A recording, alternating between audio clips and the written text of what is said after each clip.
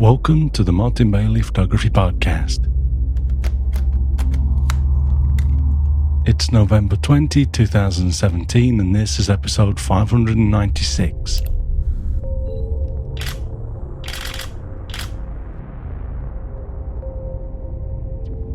Just back from my first tour of Morocco, this week we continue our series of travelogues to walk you through our antics in this majestic northwestern corner of Africa.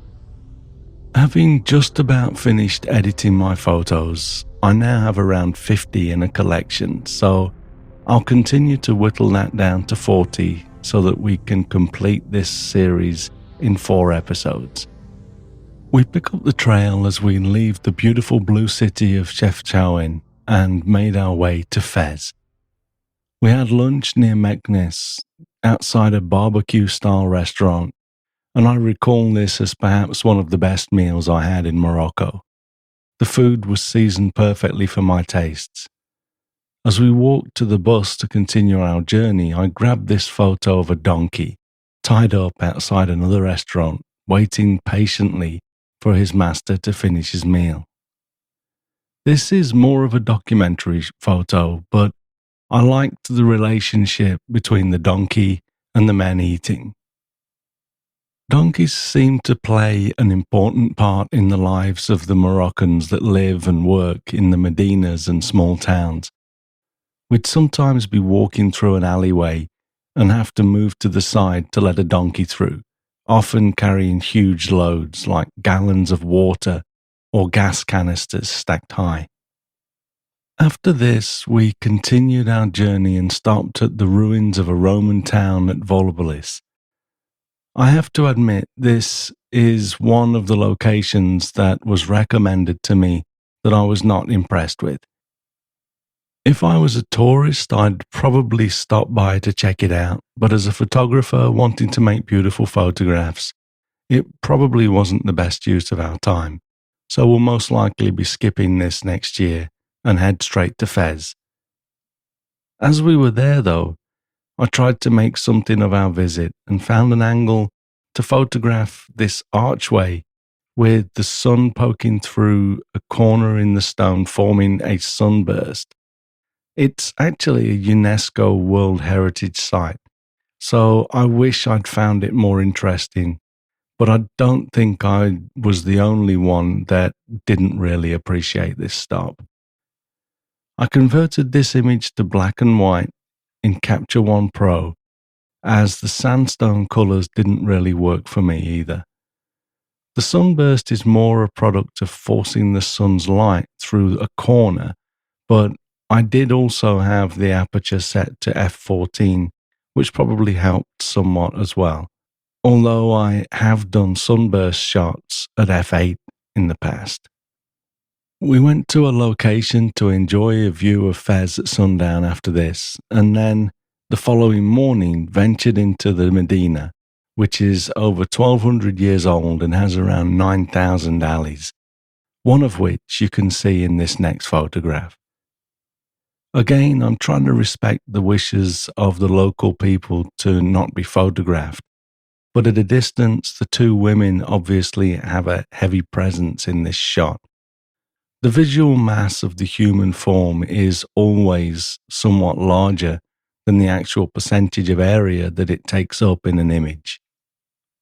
I found this alleyway to be absolutely beautiful though.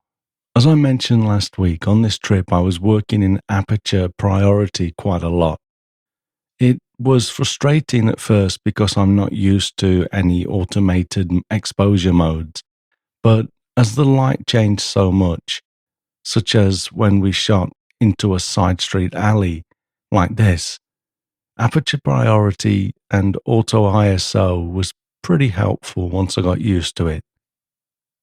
I had also set my minimum shutter speed to a 250th of a second in a bid to freeze any action that might be happening, and was glad for that setting a lot of the time. The downside is that when there isn't much movement, like in this shot, my ISO still jumped up to 2500 to give me a 320th of a second exposure at f11.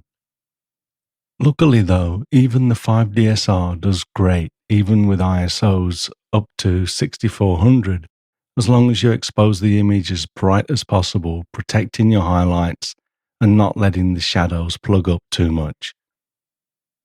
After this, we made our way over to the tannery, which is a sight that perhaps has to be experienced to really grasp the atmosphere. We were given a sprig of mint on our way into a building.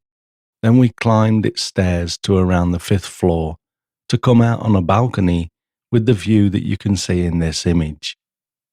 Although I didn't really find it that bad, apparently the smell was quite strong, so many of the tour participants had their mint sprig in their nostrils as we picked out and composed our photographs. I went wide for this first image to show how the tannery is enveloped in the surrounding buildings, and also to show how many people were working there at any one time. For this second image of the tannery, I zoomed in to capture just one worker standing in one of the vats with the liquid up past his knees. The content of some of these vats are natural, like the red colour from pomegranate skin, but some of them can apparently be a little toxic, although that doesn't seem to stop the workers from getting in with their bare legs. The name of the Fez hat comes from the fact that they were made in Fez, and craftsmanship seems to be a big part of the Fez culture. We photographed this man hammering away at his copper pan. He and a younger man, possibly an apprentice, put on a bit of a show after this, where they both hammered at the same pan, making a nice rhythmical beat. Not a great photo opportunity, but I shot some video of this which may find its way into a slideshow of my Morocco work as time allows. We continued photographing in the alleys of Fez, and I have a number of other images that I'm happy with.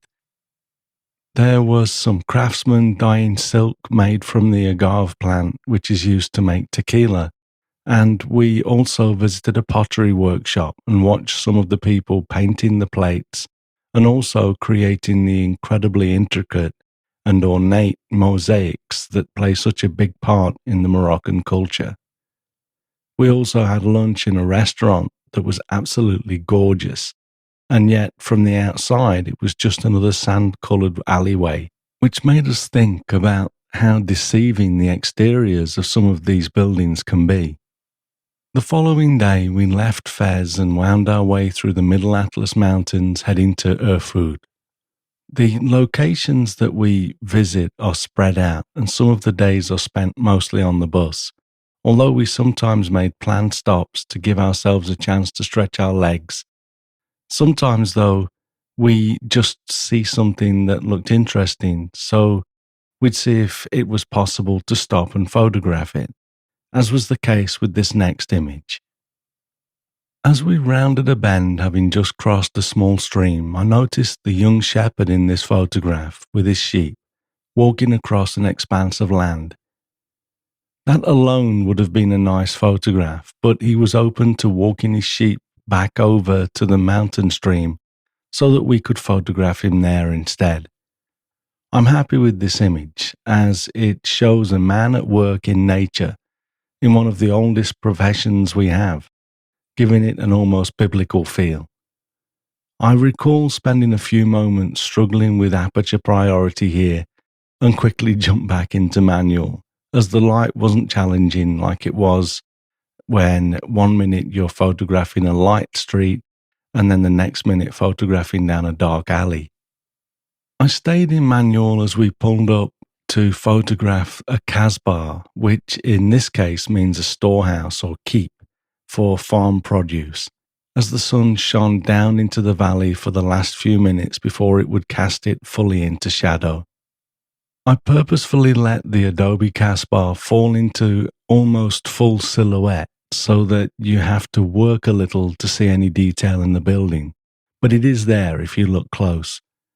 I like the layers that this exposure gives us in the mountains with the sun rays creating another layer to the right.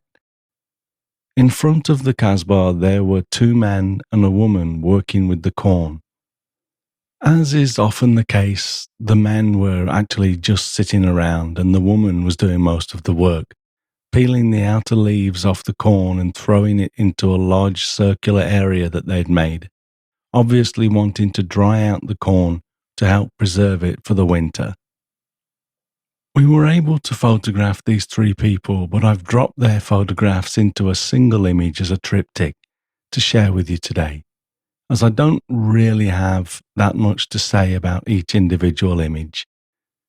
The man in the blue turban just sat for us, and the guy in the orange spent most of his time with his hand out waiting for his tip, which kind of spoils the experience a little, but I quite like the photo. We can see from the tattoo on the lady's forehead that she is a Berber, an ethnic group from northern Africa. They apparently tattooed the girls in the family to stop them from being stolen, or at least to be able to identify them as their own family if they were stolen. We stayed at a wonderful hotel in Erfoud on this day, before visiting a market the following morning, and had a wander around photographing the people there. The people selling their wares can be a little tiresome because they will generally continue to walk with you until you either buy something from them or they see someone else that is perhaps more likely to buy something from them. The handsome young man in this photograph was particularly persistent, telling me that my wife would love one of his scarves. I have a wider shot of him in which you can see the scarves, and I asked my wife if she'd have liked any of them and confirmed, as I thought, that she did not. So I made the right decision on this occasion by giving him some money for his photograph instead. There wasn't a lot of light in this market, so this was shot at ISO 6400 at f4.5 with a shutter speed of 160th of a second. As I mentioned last week, as much as I love the 24-105 f4 lens for its versatility, I'm thinking to get the new 85mm f1.4 IS lens when it comes out, as it will be invaluable for some of this street portraiture in Morocco during next year's trip, and for other photography, of course. We'll pick up the trail next week as we head into the Sahara for 2 nights to photograph our camel handler models, as well as perhaps the best portraits of the trip. I was hoping to be ready to start taking bookings for Morocco 2018 by today, but we have a little more work to do first. The dates are pretty much set at November 12 to 23, so if you are considering joining us and would like first dibs, please drop me a line with our contact form at mbp.ac/contact or subscribe to our newsletters at mbp.ac/news and be among the first to know when the tour becomes available for booking. Hopefully over the next week, I'll be able to update our tour page at mbp.ac/Morocco. Thanks very much for listening today. If you enjoy this podcast, please share a link with your friends. Subscribe in iTunes or your favorite podcast program to ensure uninterrupted delivery. If you have a moment to rate the podcast or leave us a review in iTunes, that helps to keep us relevant in the huge number of podcasts out there now. You can find me on Google+, Twitter, Instagram and Facebook, etc. and links to everything that I'm up to are at martinbaileyphotography.com, so do drop by and take a look. I'll be back next week with another episode, but in the meantime, you take care and have a great week, whatever you're doing. Bye-bye.